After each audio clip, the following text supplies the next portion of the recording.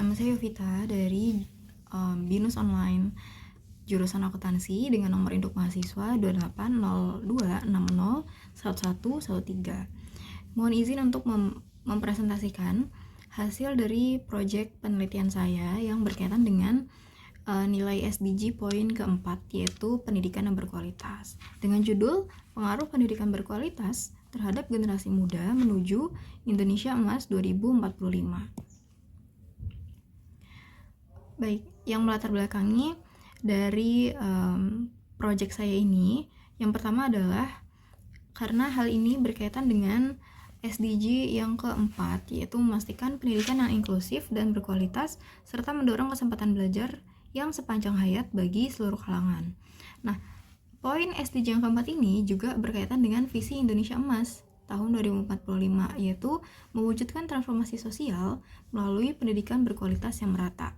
Kemudian, kenapa akhirnya saya mengangkat topik pendidikan berkualitas ini? Karena berdasarkan fakta yang ada saat ini dan berdasarkan data yang ada pada saat ini, bahwa Indonesia saat ini masih ada di peringkat ke-12 terbawah dalam kemampuan membaca, matematika, dan sains. Padahal sumber daya manusia atau siswa-siswi di Indonesia ini jumlahnya sangat banyak sekali kan. Terus sehingga pendidikan berkualitas di Indonesia saat ini masih menjadi tantangan besar bagi semua kalangan, baik itu pemerintah, individu, keluarga, maupun masyarakat. Kemudian,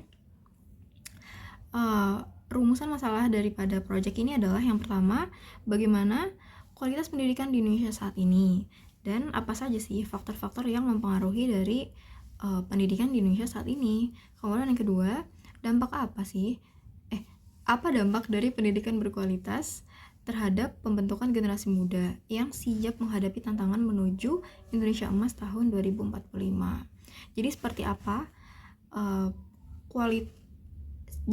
pengaruh dari pendidikan yang berkualitas ini terhadap pembentukan generasi muda di Indonesia dalam menghadapi Indonesia Emas 2045 ini.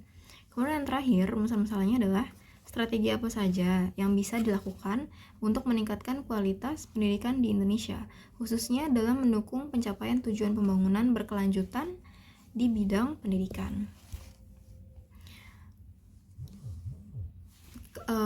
Kemarin saya juga melakukan wawancara dengan narasumber, yaitu seorang mahasiswa dari universitas dari salah satu universitas di Yogyakarta. Dan dari hasil wawancara itu saya menemukan fakta-fakta. Yang pertama, penyebaran pendidikan berkualitas ini belum merata, secara umum belum merata. Kemudian, ketidakmerataan ini juga didukung dengan jumlah guru saat ini yang belum memadai. Dan beban tugas guru saat ini itu tidak sebanding dengan upah yang diterima. Nanti hal ini yang akan kemudian mempengaruhi kinerja dari guru tersebut. Kemudian yang terakhir, pendidikan belum cukup untuk mempersiapkan siswa-siswi ke dunia kerja atau dunia yang sebenarnya gitu. Kemudian hasil dari diskusi saya dengan narasumber ini, beliau mengusulkan solusi sebagai berikut, yaitu berkolaborasi dengan organisasi non-pemerintah di setiap daerah lokal dalam mewujudkan pendidikan berkualitas. Berkolaborasi ini bisa dalam hal misalkan menyediakan tenaga pengajar atau menyediakan alat-alat ajar gitu, seperti papan tulis kah atau buku-buku kah untuk mereka menulis, atau alat tulisnya seperti itu.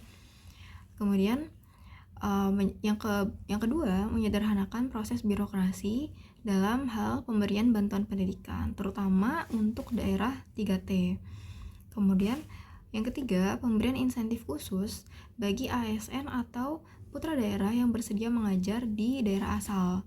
Begitu, hal ini untuk mendorong minat daripada calon-calon guru atau guru-guru muda untuk bisa mengajar di daerah asal dalam mendukung pemerataan pemberian pendidikan gitu. Kemudian yang terakhir, mungkin yang bisa dilakukan adalah dengan melakukan pengembangan kompetensi bagi guru muda atau memberikan pelatihan bagi guru muda yang disesuaikan dengan teknologi saat ini, yang disesuaikan dengan digitalisasi, yang fokus daripada pelatihannya ini adalah pengembangan minat siswa, bagaimana cara siswa itu bisa menggali atau mengeksplor dari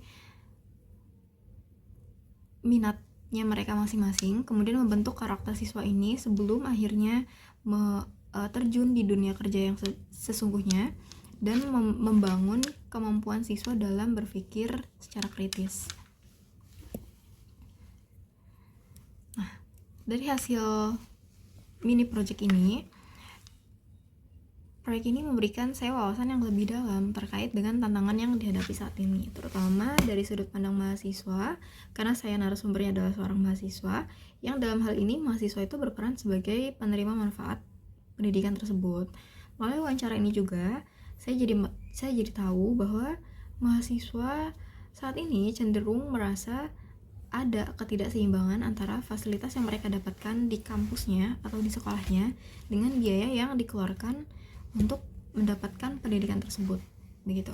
Kemudian selain itu, dengan adanya perbedaan jenis mata ajar, maka sebaiknya atau bisa juga dilakukan oleh masing-masing dosen atau guru dengan metode pengajaran yang berbeda pula. Misalkan dengan metode pengajaran untuk mata kuliah sejarah dengan mata kuliah yang berhubungan dengan ilmu eksak seperti matematika itu akan berbeda gitu.